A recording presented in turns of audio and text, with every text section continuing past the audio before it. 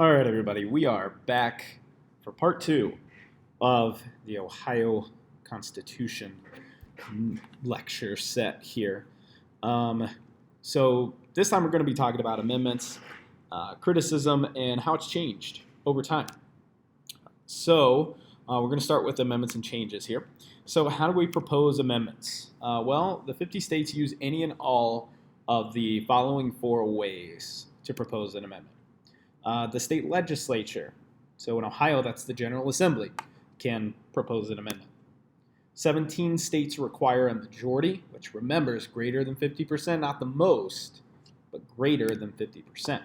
18 states require a two-thirds majority, so greater than 66.6 repeating percent, and 9 states require a 3/5 majority, which again, a little bit more, requires a little bit more agreement for that to happen. All right. So we also have popular initiative. So rather than state legislature, an individual or a group can write a potential amendment. You pass it around like a petition, and you get all the signatures that you can from registered voters in the state of Ohio. And if you get enough of the right signatures, we'll talk about that in a second, you can place it on the ballot and bypass our General Assembly to add an amendment to our Constitution. Ohio has a very unique requirement in this instance. They require signatures from 10% of citizens that voted in the office of governor. So basically what that means is you can put as many signatures on that piece of paper as you want, but if it's a popular initiative to add an amendment, the only signatures that will count will be the ones who voted for governor.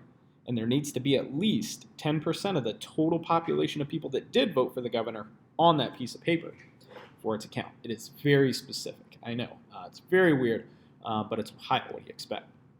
The next way is the Constitutional Convention method.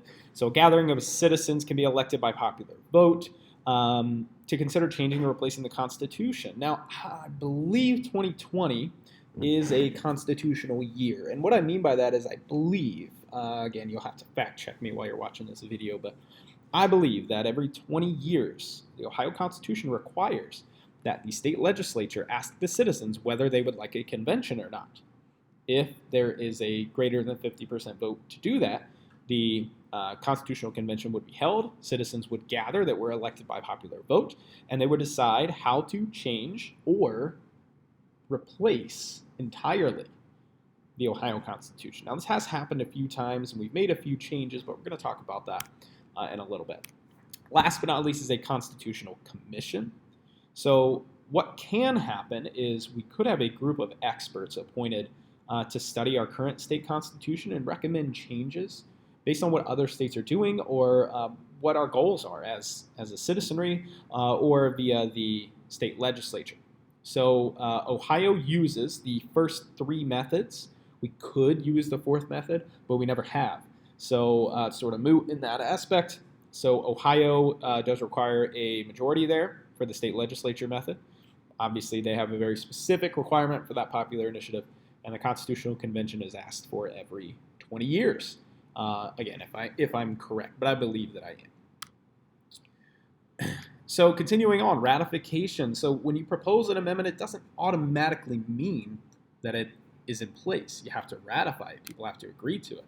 So all states, including Ohio, with the exception of Delaware, so 49 states, require a popular vote to ratify an amendment. And what that means is it's going to be placed on the ballot.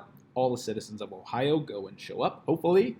It's usually not all of them. It's usually 70% on a good presidential year, but as low as 40% on a non-presidential year.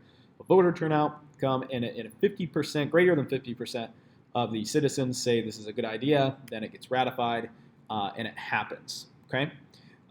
So there's a different word used when citizens propose the amendment rather than the government. It's sort of like the libel slander situation. So when voters, rather than the General Assembly in Ohio, vote on an issue, it becomes something called a referendum, which is just a fancy word, and it's the same thing. So referendum is something that is voted on by the people rather than the people we elected, rather than the General Assembly. All right? So here we go, America's favorite thing, criticism. Let's find out what sucks. So, constitutional convention. Most states require a convention to replace existing constitutions. Almost all of them do.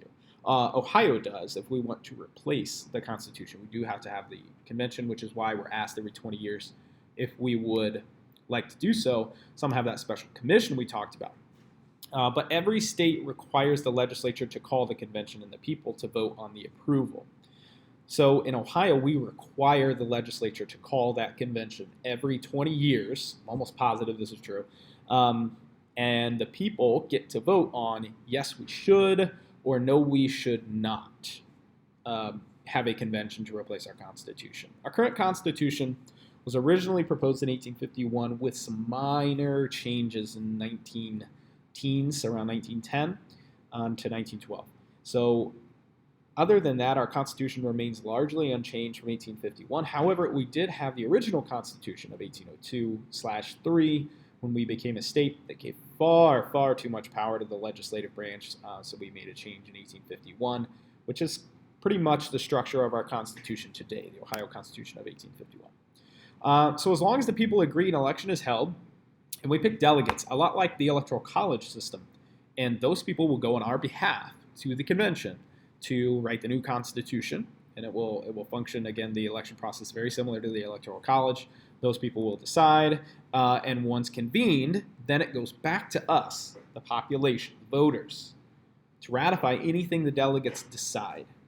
So it is a very democratic process. It does require a lot of active voter participation, active citizenry, in order for it to work as it was designed.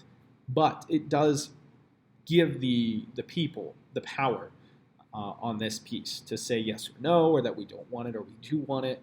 And it's very, very democratic and allows Ohio to create a situation where the citizens are very happy with that. So 14 of our 50 states require a popular vote to be held periodically on the question of calling a convention. And guess which one of those is one of those 14? Ohio. Again, almost positive. And I believe it's every 20 years. The population, the citizenry of Ohio are asked whether or not they want a constitutional convention. At least 33 state constitutions have existed over 100 years, including Ohio. We are the 7th largest state in the United States. We are one of the older ones. We were founded just about 20 years after the United States signed the Constitution and everything went into effect. We were a territory before that, obviously, because we were a problem during the French and Indian War, the Ohio Valley Territory. So we were trying to become a state. We did it in 1803, with our Constitution being written around that time, 1802 to 1803. But our current Constitution has been in place for the most part since 1851, with some there was a little bit of an overhaul in the early 1900s. But other than that, it's remained largely unchanged for 170 years, give or take. So another piece here is judicial interpretation. And this term should sound familiar to you because we used a similar term earlier this year called judicial reform. So judicial interpretation is basically, what does the Supreme Court say this means?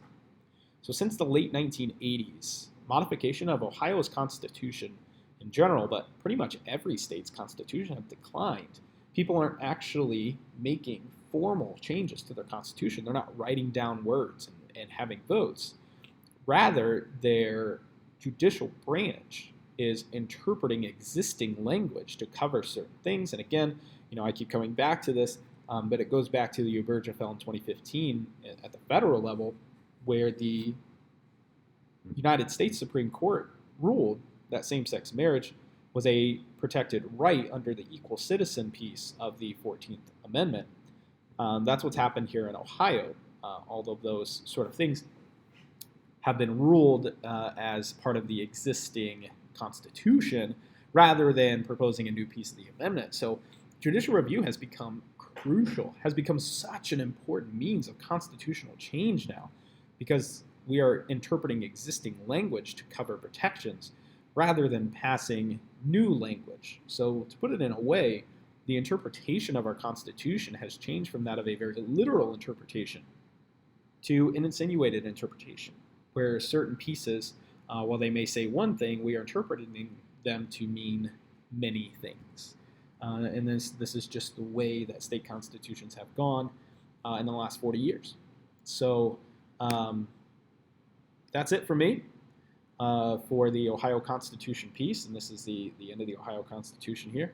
So again, make sure you check Google Classroom for the attached assessments here for the Ohio Constitution, and please contact me via email or Google if you have any questions. All right, thanks everybody. I really appreciate it.